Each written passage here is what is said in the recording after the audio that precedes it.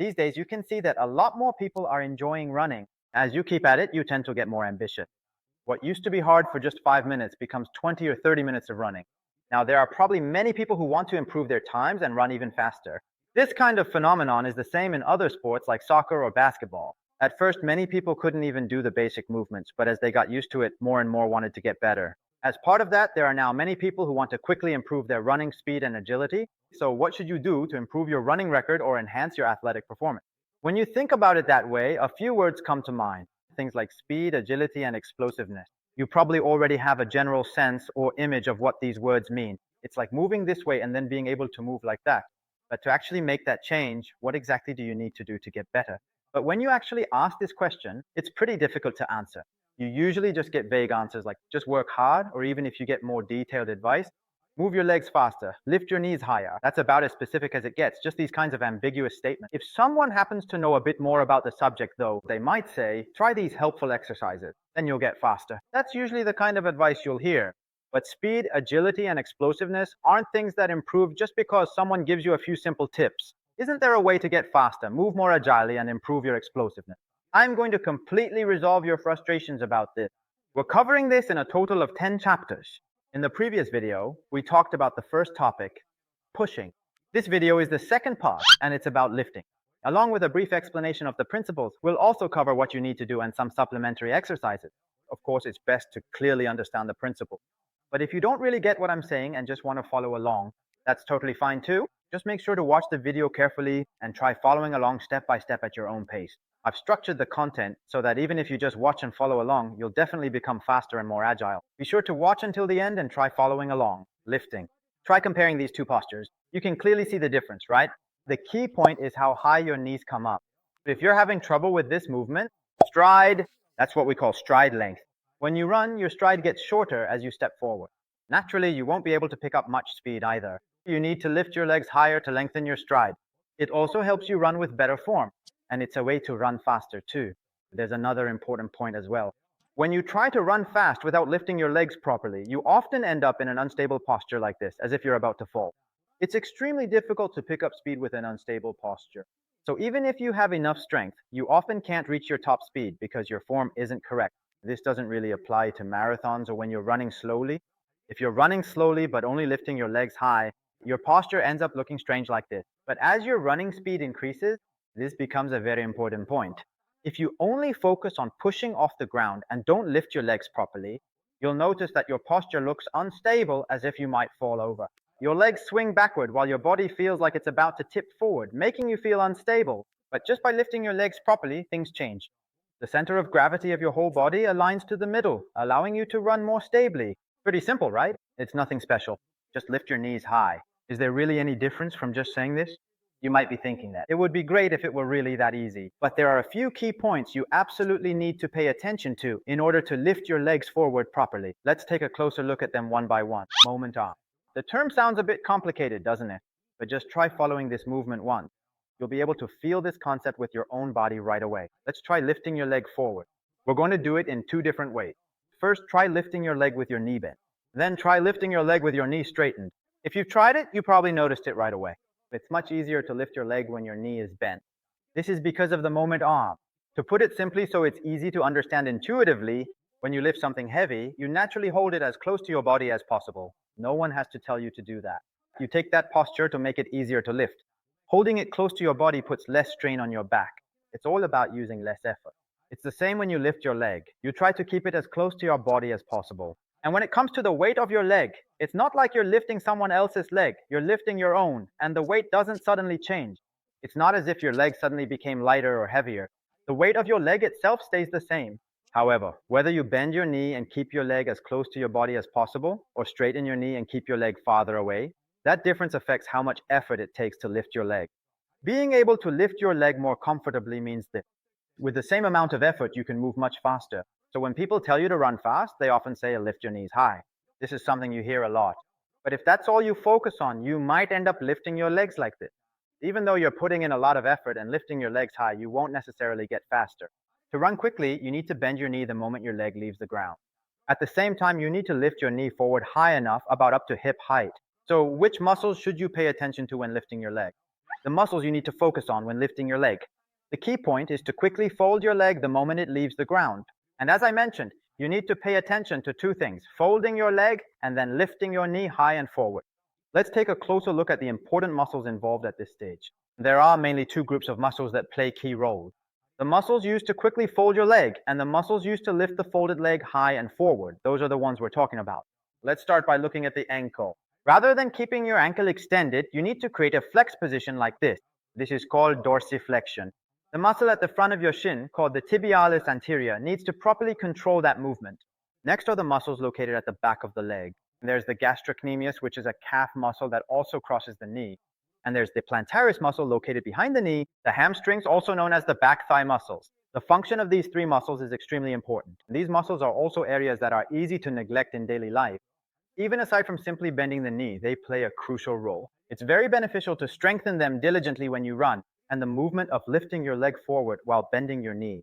If you pay attention to this posture in the middle of that movement, it reminds you of the stretch for the front of your thigh. This is the rectus femoris muscle located at the front of the thigh. This muscle needs to have good flexibility to stretch well. But that's not all. As for the rectus femoris, when you bend your knee, it plays an important role in both lifting your arm and raising your leg high. The main muscle involved in hip flexion when lifting the leg is the iliopsoas. This muscle is a bit different. It is especially active and takes the lead when you lift your leg higher than 90 degrees. Especially in the case of the iliopsoas, it's a muscle that's easily neglected in some ways. It's hard to properly engage it even during weight training exercises like squats or deadlifts. And even when running, it's easy not to use it well if your running form isn't good. But the problem is, just because it's hard to use doesn't mean it's not important. Despite being a muscle that's hard to use, its importance when running, jumping, and even during weight training exercises like squats or deadlifts really can't be emphasized enough. A detailed discussion about the iliopsoas, if we tried to cover everything, it would never end, so let's leave it at this for now. If there's another opportunity, I'll go into more detail about the iliopsoas. First of all, these muscles are important. With just that much understanding, let's move on to the next part: strengthening exercises. From this point on, just watch and follow along. I've prepared 4 exercises. Just by doing these exercises, even if you don't pay much attention to your form and just run, your movements will become bigger and you'll be able to run faster with a better posture. The first is heel walking. Try walking while only touching the ground with your heels. The tibialis anterior, the muscle at the front of your shin. Check if you're engaging this part properly. It's okay to just slightly lift the front of your foot so that it barely comes off the ground.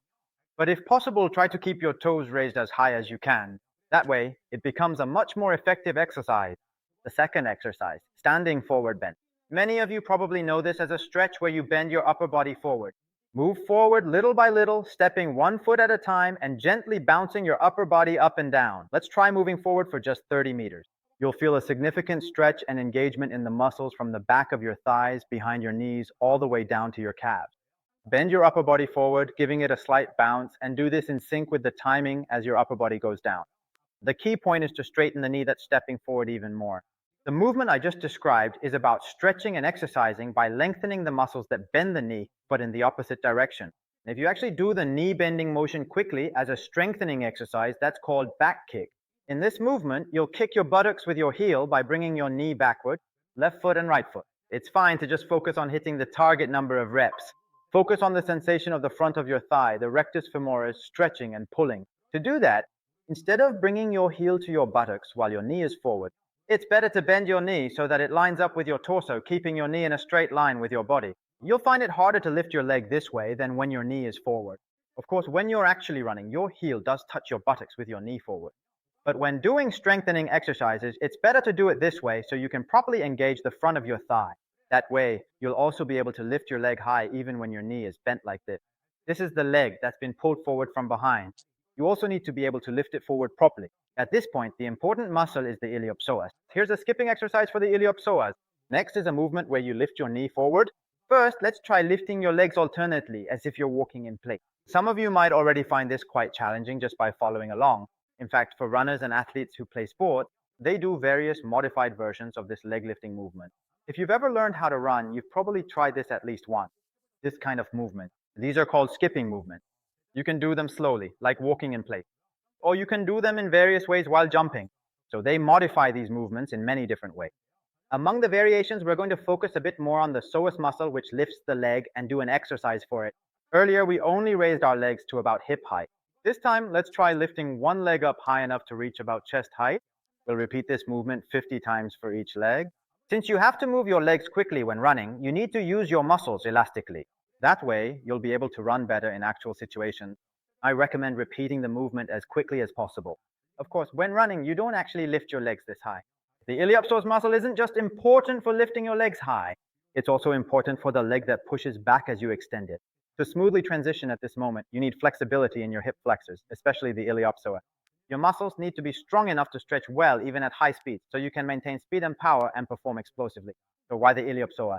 The force to lift your leg. This is called hip flexion. There are several muscles involved in creating hip flexion. The iliopsoas, rectus femoris, sartorius, pectineus, adductor longus, adductor brevis, gracilis, and tensor fasciae latae, all these muscles need to work together in various ways. But the most important one is the iliopsoa. With other hip flexor muscles, not all of them are engaged when you lift your leg as high as possible.